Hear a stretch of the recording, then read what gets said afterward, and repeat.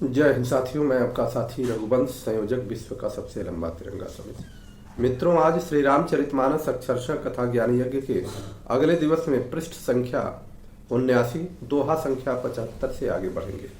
आज किस प्रकार से प्रभु श्री रामचंद्र जी भोलेनाथ जी के सन्मुख प्रकट होंगे, इसको जानने समझने का प्रयास करेंगे और किस लिए कौन सा औचित्य लेकर के प्रकट होंगे, इसको भी जानने समझने का प्रयास करेंगे।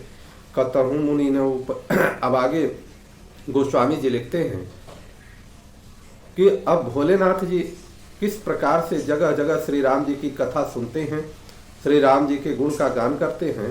आगे गोस्वामी जी किस प्रकार से लिखते हैं कि कतहु मुनि न उपदेश ज्ञाना, कतहु राम गुण करहि बखाना, यद्यपि अकाम तदपि भगवाना, भगत विरह दुख दुखित सुजाना। वे कहीं मुनियों को ज्ञान का संदेश करते हैं, उपदेश करते हैं, और कहीं श्री रामचंद्र जी के गुणों का वर्णन करते हैं। यद्यपि सुजान शिव जी निष्काम हैं, तो भी वे भगवान अपने भक्त के वियोग में दुख से दुखी हैं। एहि विधि गयं काल बहु बीती, नित न होई राम पद प्रीति। इस प्रकार बहुत समय बीत गया और बीतने के बाद जैसे जैसे समय बीता वैसे वैसे प्रत्येक दिन प्रभु श्री राम के चरणों में, प्रभु श्री राम के प्रति उनका स्नेह बढ़ता ही जा रहा है। नेमु प्रेम शंकर कर देखा, अविचल हृदय भगति कै रेखा। शिव जी के कठोर नियम, प्रेम और उनके हृदय में भक्त के अटल टेक को श्री रामचंद्र जी ने देखा। प्रगटे राम कृतज्ञ कृपाला, रूपशील निधि तेज विशाला, बहु प्रकार शंकर ही सराहा, तुम बिनु असव्रत को निर्वाह। तब प्रभु श्री रामचंद्र जी कृपालु रूप और शील के भंडार, महान तेजपुंज प्रकट होते हैं और प्रकट होकर के भोलेनाथ जी से कह रहे हैं कि शिव जी की सराहना करते हुए कहते हैं कि आपके बिना ऐसा व्रत कौन निभा सकता है, इतना कठोर व्रत।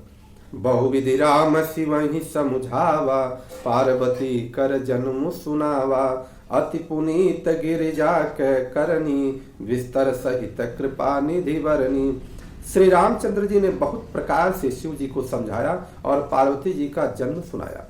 कृपा निधि श्री रामचंद्र जी ने विस्तार पूर्वक पार्वती जी के अत्यंत पवित्र करने का वर्णन किया।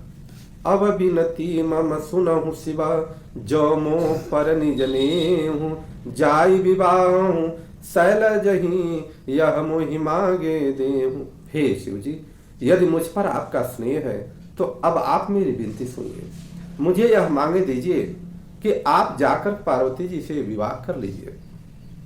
कह शिव यद्यपि उचित यस नाही, नाथ वचन पुनि मेटी न जाई। शिव जी कह रहे हैं यद्यपि यह उचित नहीं है, फिर भी स्वामी के वचन को मेटा नहीं जा सकता है।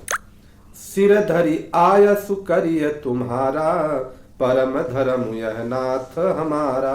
हे नाथ, मेरा यही परम धर्म है कि मैं आपकी आज्ञा का सिर पर धारण करके उसका पालन करूं। अब शिव जी प्रभु श्री रामचंद्र जी से कह रहे हैं और नीति की बात भी हमें संदेश दे रहे हैं कि मातु पिता गुर प्रभु कै बानी, बिनहि विचार करिय शुभ जानी। माता पिता प्रभु और स्वामी की बात को बिना ही विचारे शुभ समझ करके करना चाहिए। तुम सब भांति परम हितकारी, आज्ञा सिर पर नाथ तुम्हारी। फिर आप तो सब प्रकार से मेरे परम हितकारी हैं। हे नाथ, आपकी आज्ञा मेरे सिर पर है। प्रभु तो स्यों सुनि शंकर बचना, भक्ति विवेक धर्म जुत रचना। शिव जी की भक्ति ज्ञान और धर्म से युक्त वचन रचना सुनकर प्रभु श्री रामचंद्र जी संतुष्ट हो गए। कह प्रभु हर तुम्हार पन रहूं, अब उर राख्यूं जो हम कहूं। प्रभु ने कहा, हे हर, आपकी प्रतिज्ञा पूरी हो गई, अब हमने जो कहा है उसे हृदय में रखिएगा। अंतर्धान भय सभासी, शंकर सोई मूर्ति उर राखी। इस प्रकार कहकर श्री रामचंद्र जी अंतर्धान हो गए और शिव जी ने उनकी वह मूर्ति अपने हृदय में रख ली।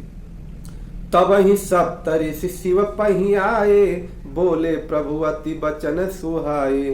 उसी समय सप्तर्षि शिव जी के पास गए और प्रभु महादेव जी ने उनसे अत्यंत सुहावने वचन कहे। पार्वती पहि जाई तुम्हा प्रेम परीक्षा ले हूँ, अगिरि प्रेरी पठे हूँ भवना दूरी करे हूँ संदेह। आप लोग पार्वती जी के पास जाकर के उनके प्रेम की परीक्षा लीजिए और हिमांचल को कहकर पार्वती को लाने के लिए भेजिए। पार्वती को घर भिजवाइए और उनके संदेह को दूर कीजिए। इस प्रकार से भोलेनाथ जी उनसे कह रहे हैं